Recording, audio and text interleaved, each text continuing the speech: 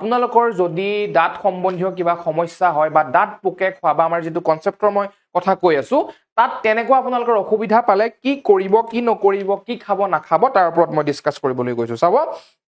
প্ৰথম কথা মই কম আপোনালোকে ভালকৈ দাঁত ব্ৰাছ কৰিব লাগিব আৰু দাঁত ব্ৰাছ আপোনালোকে দুবাৰ কৰিব লাগিব এবাৰ ৰাতিপুৱা শুই উঠি আৰু এবাৰ ৰাতি খোৱাৰ আগত আৰু মনত ৰাখিব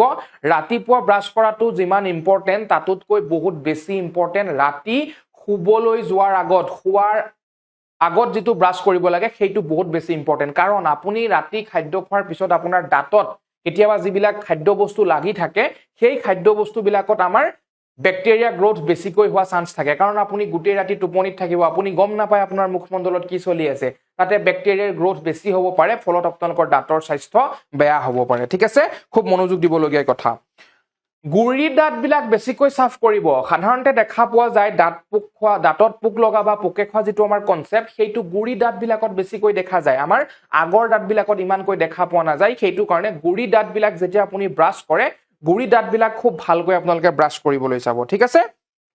তাৰ পিছত মিঠা জাতীয় চেনি জাতীয় বস্তু একেবাৰে কমাই খাব আৰু যদি আপুনি মিঠা জাতীয় কিবা এটা বস্তু খাইছেও পাৰিলে গৰম পানী বা কুহুমীয়া পানী অকনমান খাই মুখখন ভালকৈ কুলকুলি কৰিব যাতে সেই মিঠাৰ সোৱাদটো মুখত বহুত দেৰিলৈকে নাথাকে ঠিক আছে তাৰ পিছত পানী খুব খাব খুব বেছিকৈ পানী খাব পানীৰ পৰিমাণ যদি আপোনাৰ শৰীৰত কমি যায় তেতিয়াও কিন্তু আমাৰ দাঁতৰ সম্বন্ধীয় কিবা এটা সমস্যা হোৱাৰ দেখা পোৱা যায় কাৰণ যদি আপোনাৰ শৰীৰত পানী কমিছে তাৰ মানে আপোনাৰ মুখত লেলাৱতিৰ পৰিমাণো কমি যাব লেলাৱতি গ্ৰন্থিয়ে লেলাৱতি যিমান নিৰ্গত কৰিব লাগে সিমান নকৰিব তাৰ ফলত আপোনালোকৰ মুখমণ্ডলত ব্যাকটেৰিয়াৰ গ্ৰোথ বাঢ়ি যোৱাৰ চান্স থাকে ঠিক আছে তাৰ পিছত মই কম মুখমণ্ডলৰ ভিতৰৰ অংশ বেছি শুকাই যাবলৈ নিদিব ড্ৰাইনেছ অফ মাউথ হ'বলৈ নিদিব আৰু এইটো কেনেকৈ আপোনালোকে পৰিত্ৰাণ পাব তাৰ পৰা খুব বেছিকৈ পানী খাব লাগিব ঠিক আছে ফাইবাৰ জাতীয় শাক-পাচলি আপোনালোকে খাব ফাইবাৰ জাতীয় শাক-পাচলি আপোনালোকে খাব এটো কাৰণে খাব আমাৰ কেতিয়াবা দেখা পোৱা যায় যে যদি আপুনি কনষ্টিপেশনত ভুগি আছে বা আপোনাৰ পেটৰ কিবা এটা অসুখ হৈ আছে তেতিয়া আপোনালোকৰ সাধাৰণতে বেয়া উগাৰ আহিবলৈ আৰম্ভ হয় বা মুখমণ্ডল খুব বেয়া গোন্ধাই থাকে বা মুখমণ্ডলৰ পৰা খুব বেয়া ধৰণৰ গোন্ধ অহা দেখা পোৱা যায় আৰু যদি আপোনালোকে মানে মুখৰ পৰা বেয়া গোন্ধ ওলাই থাকে তাৰ ফলত ব্যাকটেৰিয়া বৃদ্ধি হ'বলৈ সুবিধা পায় মুখমণ্ডলত আৰু যদি আপোনালোকে আহ জাতীয় শাক-পাচলি বেছিকৈ খায় তেতিয়া আপোনালোকৰ কনষ্টিপেশন নহয় কোনো পেটৰ সমস্যা নহয় শাক-পাচলি ফলমূল খাব আপোনালোকে পেটৰ স্বাস্থ্যও ভালে থাকিব তাৰ লগতে আপোনালোকৰ মুখমণ্ডলৰ স্বাস্থ্যও খুব ভালে থাকিব ঠিক আছে তাৰ পিছত মই এতিয়া আপোনালোকক এটা টেকনিকৰ কথা কম যেটো বহুত পুৰণা বহুত পৌৰাণিক টেকনিক হয় আৰু খুব ধুনীয়া টেকনিক হয় যাৰ নাম হৈছে অইল পুলিং মনত ৰাখিব অইল পুলিং আপোনালোকে ইয়াৰ বিষয়ে ইউটিউবত আকৌ এবাৰ চাব পাৰে বা গুগলত মাৰি চাব পাৰে অইল পুলিং আপোনাৰ এনেকুৱা এটা মেথড আৰু তাৰ অৰ্থটো মই ক'ব বিচাৰিছো অইল মানে আমাৰ তেল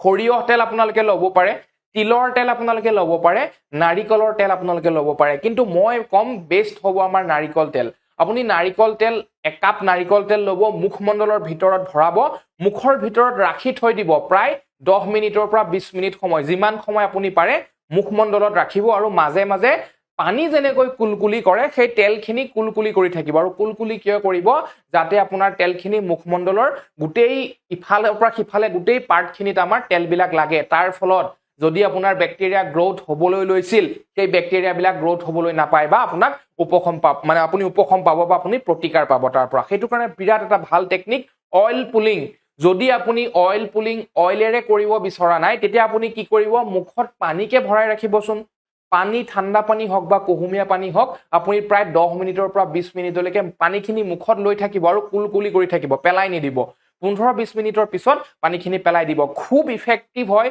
খুব ভাল আপুনি গম নাপায় আপুনি চেষ্টা কৰি চাব ৰিজাল্টস পাব তাৰ ঠিক আছে আৰু মই এইটো কথা ক'ব বিচাৰিছো যে অইল পুলিংটো আপোনালোকে যদি সময় নাপায় যি সময়ত আপোনালোকে ওয়াশৰুমত বা বাথৰুমত টয়লেট কৰিবলৈ যায় বা গা ধুবলৈ যায় সেই সময়টোত আপুনি মুখত পানী অকমান ভৰাই ৰাখিবচোন কিমান ভাল আপোনালোকৰ মুখমণ্ডলৰ অৰেল হাইজিনৰ কাৰণে কিমান ভাল আপুনি তাৰ পিছত ৰিজাল্ট পাব তো অইল পুলিং খুব ধুনীয়া টেকনিক আপোনালোকে চেষ্টা কৰিব ঠিক আছে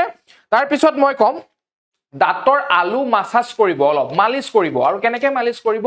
অকনমান মিঠাতেলত আপুনি নিমখ অকনমান লগাই ল'ব বা সৰিয়হ তেল আমাৰ মিঠাতেল যদি আপোনালোকৰ লোকেল সৰিয়হ তেল থাকে বহুত ভাল হয় অকনমান নিমখ দি লৈ কি কৰিব দাঁতৰ আলু বিলাকত ঘূৰণীয়া ভাৱে মাসাজ কৰিব বা মালিশ কৰিব খুব ভাল আপোনালোকৰ অৰেল হাইজিন বা দাঁতৰ কাৰণে দাঁতৰ স্বাস্থ্যৰ কাৰণে খুব ভাল অকনমান নিমখ লৈ সৰিয়হ বা মিঠাতেল তেলত ডুবাই আঙুলিটোত লগাই লাহে লাহে লাহে লাহে আপোনালোকে মালিচ কৰিব ঠিক আছে আৰু তাত আপোনালোকে নাৰিকল তেলো ল'ব পাৰে তিল তেলো ল'ব পাৰে সেইটো আপোনালোকৰ ওপৰত ডিপেন্ড কৰে যিটো লয় সেইটো আপোনালোকৰ ভাল আৰু কি কৰিব এটা খুব ভাল হয় আমাৰ পূৰ্বপুৰুষসকলে বা গাঁৱত আপোনালোকে হয়তো কোনোবাই মোৰ ভিডিঅ' চাই থকা এতিয়াও সেইটো ব্যৱহাৰ কৰে আমাৰ নিম গছৰ ঠাৰি বা নিম গছৰ ডাল আয়ুৰ্বেদিক শাস্ত্ৰত কোৱা হৈছে আমাৰ যিটো সৰু আঙুলি কনিষ্ঠ আঙুলিটোৰ সমান শকত হ'ব লাগে নিম গছৰ ঠাৰিডাল আৰু দীঘলটো হ'ব লাগে আমাৰ 12 আঙ্গুলা বুলি কয় 12 আঙুলি দীঘল হ'ব লাগে আৰু সেইটো আপোনালোকে কি কৰিব অকনমান কামুৰি কামুৰি কোমল কৰি ল'ব কোমল কৰাৰ পিছত আপোনালোকে কি কৰিব দাঁত মাজিবলৈ ব্যৱহাৰ কৰিব নিম গছৰ ঠাল বা আপোনাৰ ডালেৰে দাঁত মাজিব দাঁতৰ কাৰণে খুব ভাল হয় আৰু যদি আপোনালোকৰ দাঁতৰ বিষ হৈছে বা আপোনালোকৰ দাঁতত পোক লগা বুলি আমাৰ যেটো কনসেপ্ট গাঁৱত প্ৰচলিত তেনেকুৱা যদি কিবা এটা আপুনি হৈছে আপোনাৰ ব্যৱহাৰ কৰিব খুব ভাল ৰিজাল্ট পাব তো মই আশা কৰিছো আপোনালোকে কথাখিনি বুজি পাইছে